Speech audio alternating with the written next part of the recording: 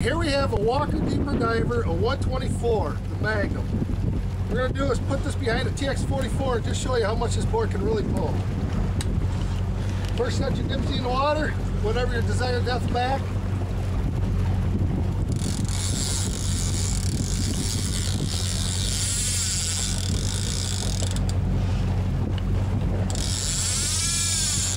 Put your line through the pin. This is actually a wire diver too, so it's going to pull a little harder on it.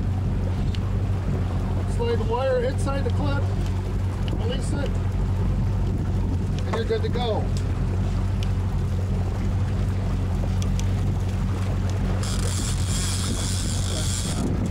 Deeper diver on the inside and a 30 counter copper with a 12-ounce sky bomb on the outside.